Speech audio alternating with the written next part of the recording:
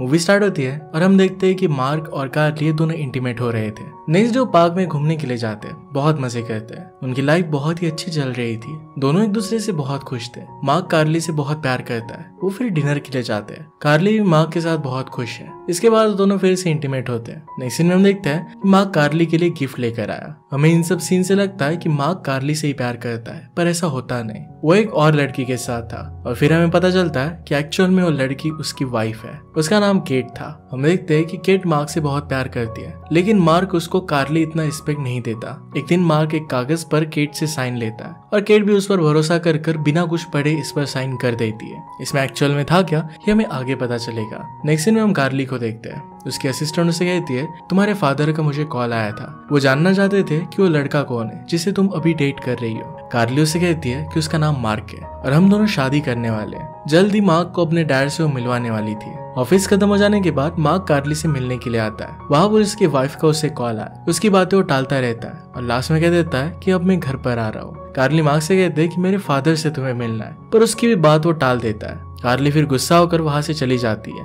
वो अपने फादर से मिलने के लिए गई थी। उसके फादर उसे मार्क के बारे में पूछते हैं। कार्ली कहती है कि मैं उसके साथ ब्रेकअप करने वाली हूँ। उसके पापा उससे पूछते हैं कि तुम इतनी गुस्सा क्यों हो। फिर जो भी हुआ था ये सब जानने के बाद वो कहते हैं कि कुछ नहीं, तुम उसके पास जाओ और सब कुछ ठीक हो जाएगा।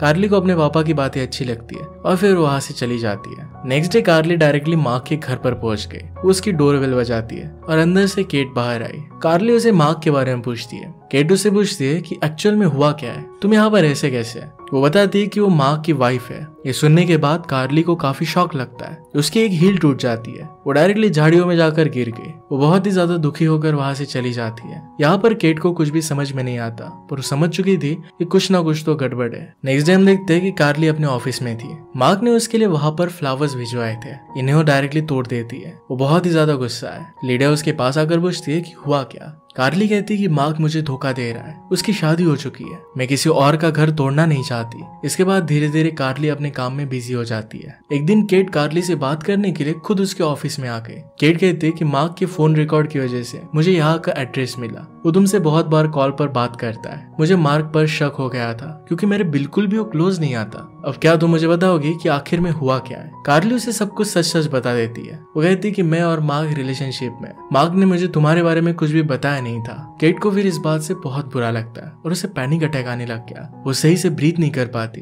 कार्ली फिर उसे एक बार में लेकर जाती है। केट कार्ली से पूछती है कि क्या तुम दोनों इंटीमेट हुए हो। कार्ली कहती है कि हाँ। केट पूछती है कि तुम कितने बार एक दूसरे के करीब थे। कार्ली उसे 50 बार कहती है। ये सुनकर केट को बहुत गुस्सा आता है। कहती है कि क्या तुम यही सब करती हो, दूसरों के हस्बैंड को फंसाती हो। कार्ली कहती है कि मुझे नहीं पता था कि मार्क एक्चुअल में मैरिड है। एक्चुअल में धोखा तो मेरे साथ भी हुआ है। सारी गलती तुम्हारे हस्बैंड की है। एक बीवी होने के बावजूद मेरे साथ हुआ था। ये सब सुनने के बाद केट काफी ड्रंक हो जाती है। वो नशे में वहां से भाग जाती है। कार्ली ने उसे कार में बिठाया और कैसे तैसे कर बड़ी मुश्किल से उसे वहां से घर भेज दिया। कुछ दिनों बाद हम देखते हैं कि केट काफी उदास थी। वो एक शॉपिंग मॉल में गई, पर वहां पर भी उसका मन नहीं लगता। इसके बाद वो डायरेक्टली कार्ली के ऑफिस पहुंच जाती है। वो अपने डॉग को भी अपने साथ लाई थी। कार्ली उससे पूछती कि आखिर हुआ क्या। कार्ली कह रही थी कि मुझे तुमसे और तुम्हारे डॉग से कोई भी मतलब नहीं है, प्लीज यहाँ से चली जाओ। इसके बाद वो अपने ऑफिस में चली जाती है। शाम में केट डायरेक्टली कार्ली के घर पर पहुंच गई। एक्चुअल में मार्क बिजनेस ट्रिप पर मायामी गया था। केट मार्क से बात करना चाहती थी पर कर नहीं पा रही थी क्योंकि उसे बहुत बुरा लग रहा था। कार्ली तो पहले उसे घर में आने नहीं दे रही थी, पर फिर दुखी होकर उसे और उसके कुत्ते को घर में आने देती है। इसके बाद वो दोनों बातें करते हैं। केट को भी कार्ली की तरह अच्छा दिखना था। केट पूछती है कि बॉडी के कौन कौन से पार्ट को मुझे शेव करना चाहिए।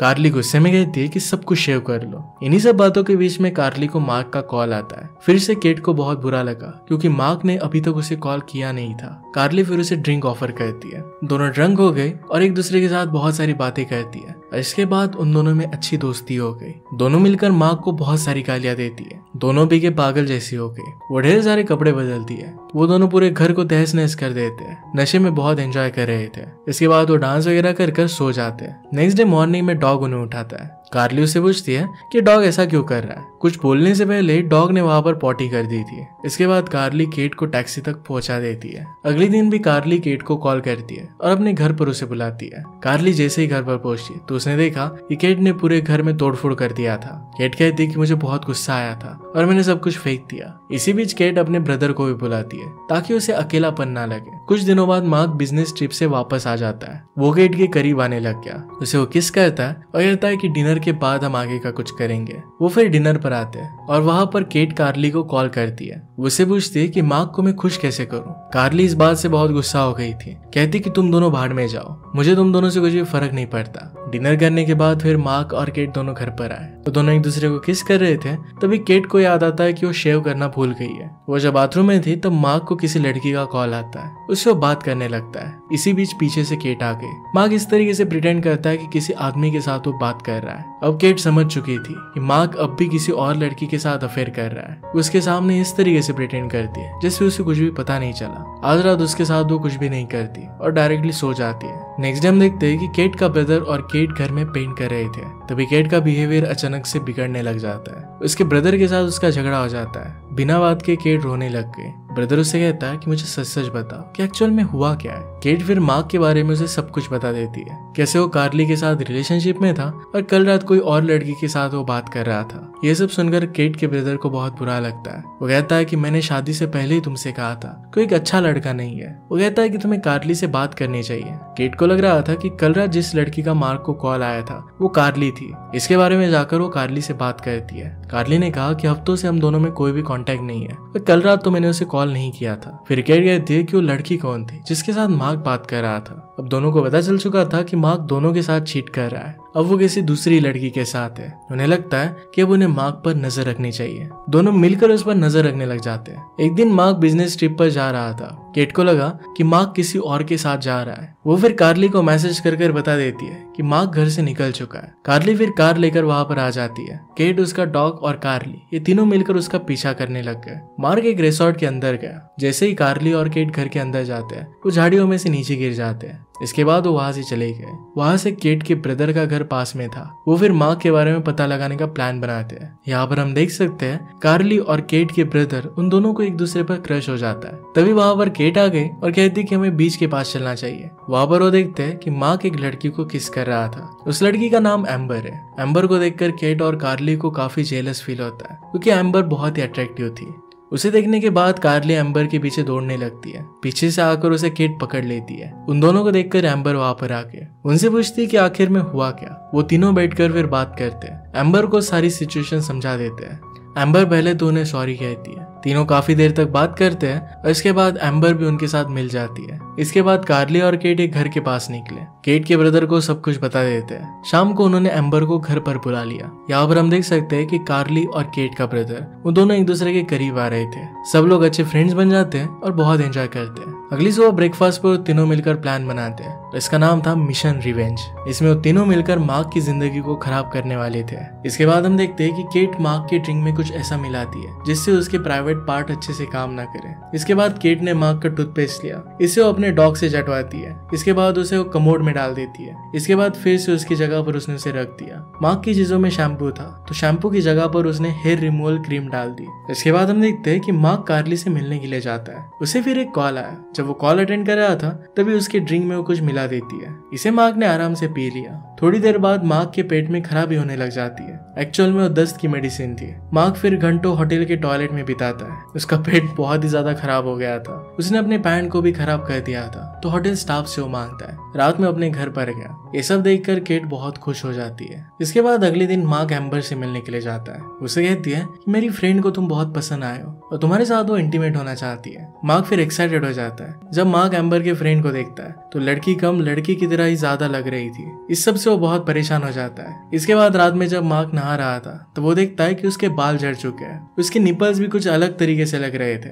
ये सब जाकर वो केट को बताता है। उससे वो बहुत चिढ़ाती है। ये सब कर केट को बहुत अच्छा लग रहा था। अगले दिन तीनों फ्रेंड्स मिलकर मार्क का बहुत मजाक उड़ाती है। तीनों बहुत खुश थे। इसके बाद रात में केट मार्क को एक होटल में लेकर गए। वहां पर बहुत ड्रिंक करते हैं। मार्क की बातों से ऐसा लग रहा था कि एक्चुअल में वो केट से ही प्यार करता है। केट ही उसकी लाइफ का असली प्यार है। ये सब जब केट कार्ली को बता रही थी तो कार्ली कहती कि तुम्हें ऐसे लग कैसे सकता है, उसने हम सब पर चीट किया था, तुम उस पर भरोसा कैसे कर सकती हो, वो बहुत ही ज्यादा इविल आदमी है, उससे तुम्हें दूर रहना चाहिए। इसके बाद हम देखते हैं कि केट को मार्क का मैसेज आया हुआ था। वो फ्राइडे को उससे मिलने वाला था। कार्ली अपना ईमेल चेक करती है तो केट के ब्रदर का उसे मैसेज आया हुआ था। वो दोनों मिलकर साथ में डिनर के लिए जाते हैं। वो कहती कि वो समझ कैसे नहीं पाती कि जिस आदमी ने उसे 2 लड़कियों के साथ धोखा दिया है उसके साथ वो फिर से वापस कैसे जा सकती है। केट का ब्रदर कार्ली को इमोशनल सपोर्ट देता है। कार्ली को बहुत ही अच्छा लगा। उन दोनों में प्यार और भी ज्यादा बढ़ता है। नेक्स्ट सीन में हम देखते हैं कि केट कार्ली के पास जाती है और उसे सॉरी कहती है। वो कहती है कि मार्क कंपनी की काम की वजह से बहामास जा रहा है, चलो चलकर हम उसे पकड़ते हैं कि एक्चुअल में वो किसके साथ है। कार्ली उसे कहती कि इन सब चीजों में अब वो नहीं पढ़ना चाहती। केट फिर अकेले ही बहामास चली गई।